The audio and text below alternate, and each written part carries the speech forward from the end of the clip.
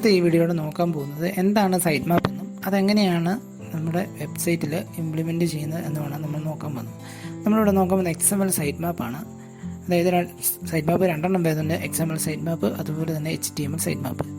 XML site map നമ്മൾ ഗൂഗിളിൻ്റെ റോബോട്ടുകളെ നമ്മൾ ഇൻഫോം ചെയ്യുന്നതിനാണ് നമ്മൾ XML സൈറ്റ് മാപ്പ് എന്നും. HTML സൈറ്റ് മാപ്പ് എന്ന് പറയുന്നത് വെബ്സൈറ്റിൻ്റെ ഒരു യൂസർ വന്നു കഴിഞ്ഞാൽ ഏതൊക്കെ പേജസിലേക്ക് പോകാം എന്ന് കാണിക്കുന്നതിനെയാണ് നമ്മൾ HTML സൈറ്റ് മാപ്പ് എന്നും പറയുന്നത്. അപ്പോൾ XML സൈറ്റ് മാപ്പ് എന്താണ് നമുക്ക് ഒന്നുകൂടെ നോക്കാം. അതായത് നമ്മളൊരു വെബ്സൈറ്റ് ഓപ്പൺ ചെയ്ത് കഴിഞ്ഞാൽ ഇവിടെ നമുക്ക് ഒരുപാട് പേജസ് കാണാൻ പറ്റും, അതുപോലെ തന്നെ പോസ്റ്റുകളും ഉണ്ട്. എല്ലാ വെബ്സൈറ്റുകൾക്കും പേജസ് അതുപോലെ തന്നെ പോസ്റ്റുകളും കാണാം.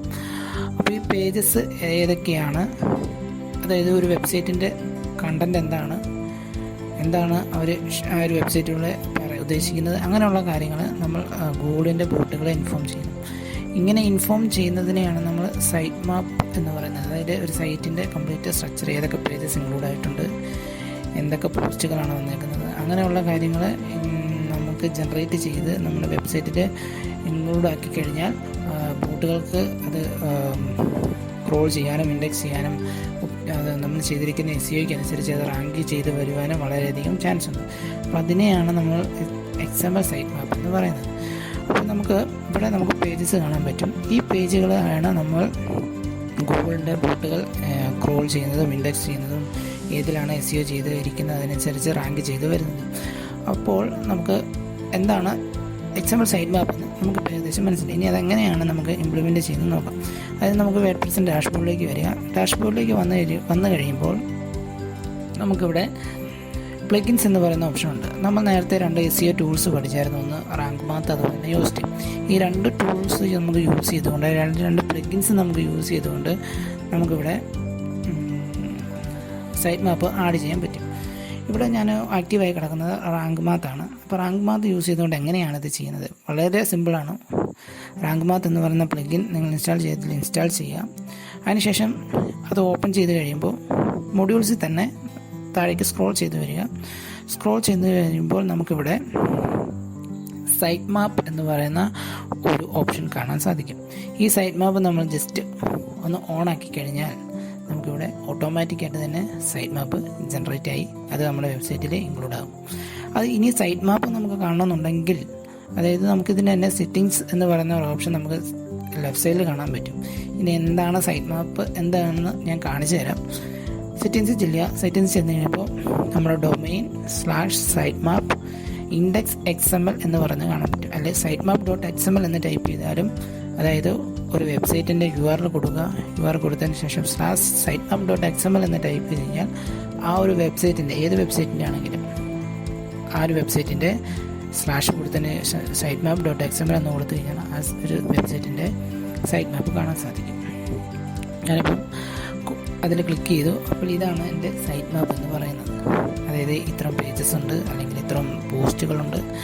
ഈ പോസ്റ്റുകളാണ് സൈറ്റ് മാപ്പ് വന്ന്, അല്ലെങ്കിൽ ബോട്ടുകൾ വന്ന് ക്രോൾ ചെയ്യുന്നതും ഇൻഡെക്സ് ചെയ്യുന്നതും ഒക്കെ. ഏകദേശം 4 കണ്ടെയ്ൻസാണ് ഇതിനകത്ത് അടങ്ങിയിട്ടുള്ളത്. ഇനി ഇതിനകത്ത് ജസ്റ്റ് ക്ലിക്ക് ചെയ്ത് കഴിയുമ്പോൾ ഇതിനകത്ത് തന്നെ എന്തൊക്കെയാണ് ഇൻക്ലൂഡ് ആയിട്ടുള്ളതെന്ന് നമുക്ക് കാണാൻ സാധിക്കും. ഇത്രയും പോസ്റ്റുകളുണ്ട്, അതുപോലെ തന്നെ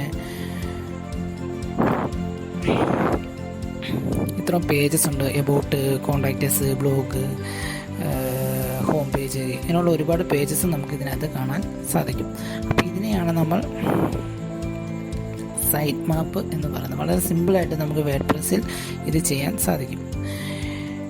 ഇനി മറ്റ് സൈറ്റുകൾ, അതായത് ഇതിപ്പോൾ വേർഡ്പ്രസ്സിൽ നമുക്ക് വളരെ പ്ലഗിൻസ് യൂസ് ചെയ്തുകൊണ്ട് വളരെ വേഗം തന്നെ ചെയ്യാൻ സാധിക്കും. ഇനി എങ്ങനെയാണ് മറ്റ് CMS അല്ലാത്ത മറ്റ് സൈറ്റുകളിൽ നമ്മൾ site map XML site map include ചെയ്യിക്കുന്നത് നമുക്ക് നോക്കാം.